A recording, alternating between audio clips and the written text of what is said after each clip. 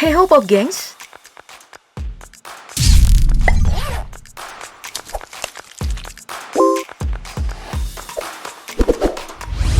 Perhelatan ajang olahraga termegah di dunia Olimpiade Tokyo 2020 akhirnya diselenggarakan di tahun 2021 ini, setelah sempat tertunda karena pandemi.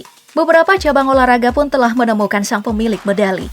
Selain atlet-atlet berprestasi, faktor lain dalam perhelatan Olimpiade Tokyo 2020 tidak luput dari sorotan. Berikut sederet hal-hal yang terjadi di perhelatan Olimpiade yang sukses mencuri perhatian banyak orang. Baik dimulai dari opening ceremony yang merupakan kegiatan sakral dalam ajang tersebut, tapi tidak semeriah Olimpiade di Brasil dan sebelumnya, atau malahan Asian Games 2018, pembukaan Olimpiade Tokyo digelar secara sederhana dan tidak terbuka. Hanya para tamu undangan yang seperti para diplomat dan anggota Komite Olimpiade Internasional yang bisa masuk ke stadion dan menyaksikan langsung jalannya upacara pembukaan, tapi tidak dengan di luar stadion. Ratusan orang melakukan unjuk rasa seiring berlangsungnya pembukaan ajang tersebut. Aksi ini dilakukan para pengunjuk rasa agar Olimpiade Tokyo 2020 dibatalkan seiring kekhawatiran munculnya kenaikan kasus COVID-19. Terkait kekhawatiran meningkatnya kasus positif di Tokyo, panitia pelaksana Olimpiade Tokyo mengeluarkan peraturan tentang protokol kesehatan yang akan diterapkan selama ajang berlangsung. Salah satu yang paling mencolok adalah penerapan tes COVID-19 secara teratur. Bahkan sebelum datang, para atlet dan ofisial wajib menjalani tes sebanyak 2 kali. Setelah tiba di Jepang juga, para peserta tetap wajib tes setiap hari selama 3 hari. Selain serangkaian tes COVID-19, hal yang diatur juga adalah soal makanan, transportasi, hingga jadwal sehari-hari para peserta. Tidak boleh naik kendaraan umum dan harus menggunakan kendaraan khusus secara eksklusif. Semuanya itu harus serba diatur dan dipantau dengan sangat ketat. Oh ya, nyinggung soal ketat-ketat, yang satu ini bakal bikin celana kaum Adam jadi ketat. Ada Alika Smith, atlet terseksi di dunia. Turun di kategori estafet 4x400 meter, atlet Jerman ini menjadi sorotan selama Olimpiade. Kamu intip sendiri aja ya foto-fotonya di akun Instagram, bener-bener bakal bikin kamu pangling.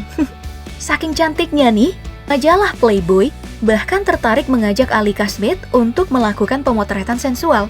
Dikutip dari Mirror, Alika langsung menolak karena ingin fokus dengan Olimpiade. Cakep. Alika menolak tawaran Playboy, kalau atlet judo ini juga menolak. Tapi menolak apa ya? Nafeti Norin, judoka Aljazair memilih mundur di perhelatan Olimpiade Tokyo 2020. Turun di kategori putra 73 kg, Nurin berpotensi menghadapi Tohar Butbul setelah undian diterima. Keputusan berani ini diambil sebab ia menolak menghadapi atlet asal Israel. Ini benar-benar keputusan berani ya, soalnya ia harus dipulangkan dari ajang tersebut dan mendapat hukuman skors oleh IJF. Selain Nurin, atlet judo asal Sudan Mohamed Abral Razul juga resmi didiskualifikasi pada babak 32 besar di hari Senin 26 Juli 2021 karena tidak hadir pada pertandingan, meski sempat datang di sesi timbang badan. Beberapa spekulasi muncul.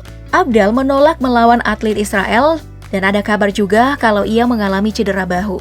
Banyak yang menganggap keputusan tersebut sangat kontroversi. Ada yang kontroversial juga nih. Kalian mungkin bertanya, kenapa ada peserta yang membawa bendera dengan logo Olimpiade dan papan negara dengan tulisan ROC atau ROC? Nah, buat yang belum tahu, itu adalah atlet-atlet dari Rusia. Penyebabnya adalah kasus doping pada tahun 2014 di Sochi, Rusia, yang berimbas pada tidak diperbolehkannya kontingen Rusia memakai nama dan atribut Rusia. Dan sebagai gantinya, digunakanlah atribut Komite Olimpiade Rusia atau ROC hingga 2022.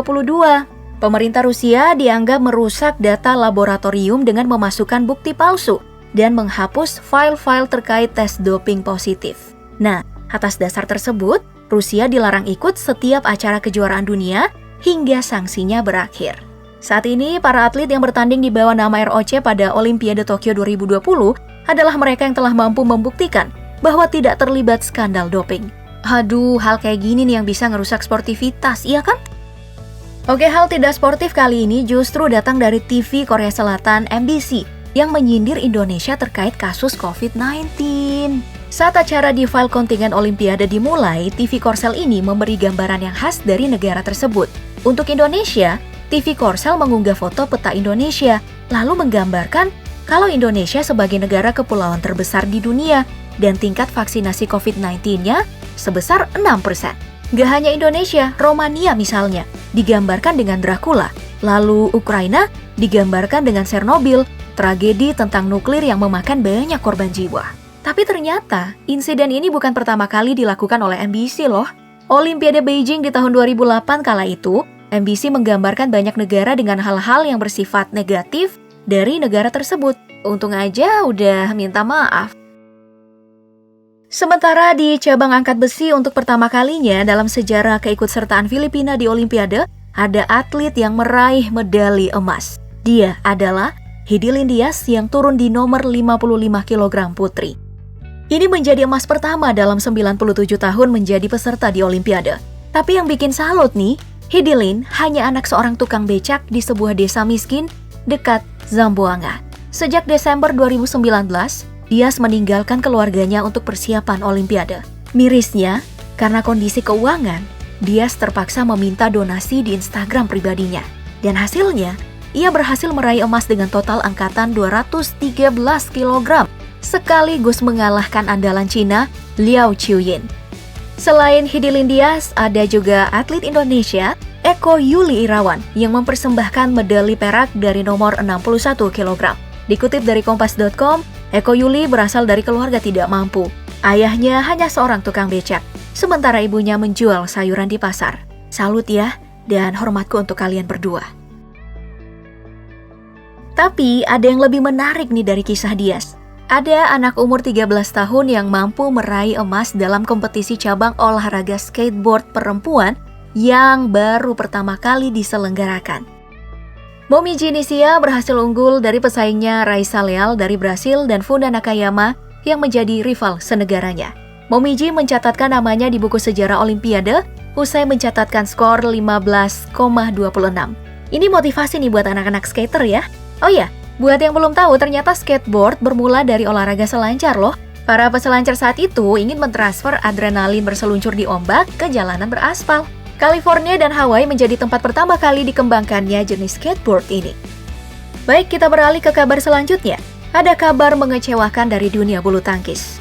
The Minions, unggulan pertama Indonesia, gagal memenuhi target medali setelah keduanya kalah 2 game langsung, 14-20 dan 17-20 dari pasangan Malaysia Aaron Chia dan Soh Wei. Bahkan, Kevin sampai banting raket di tengah laga. Ini sih benar-benar kejutan ya. Soalnya dalam rekor pertemuan, Kevin Marcus selalu meraih kemenangan dalam 7 duel melawan Aaron Chia atau Soh Wei. Sejak awal, ketertinggalan yang cukup jauh sudah dihadapi oleh Kevin dan Marcus. Keduanya kerap melakukan kesalahan yang menyebabkan Aaron dan Soh leluasa mencetak skor dengan mudah. Nah, di balik semua kemeriahan pertandingan, ada hal unik lain dalam Olimpiade kali ini, yakni tempat tidur. Ternyata ya, tempat tidur para atlet terbuat dari kardus. Tunggu dulu, jangan langsung ngehujat ya netizen. Menurut Takashi Kitajima, selaku penanggung jawab Kampung Atlet Olimpiade Tokyo 2020, menyebutkan, jika tempat tidur kardus tersebut dibuat tahan lama namun juga nyaman. Hal tersebut dilakukan mengingat tema dari Olimpiade ini adalah menggunakan bahan terbarukan. Jadi tenang aja, tempat tidurnya kuat kok.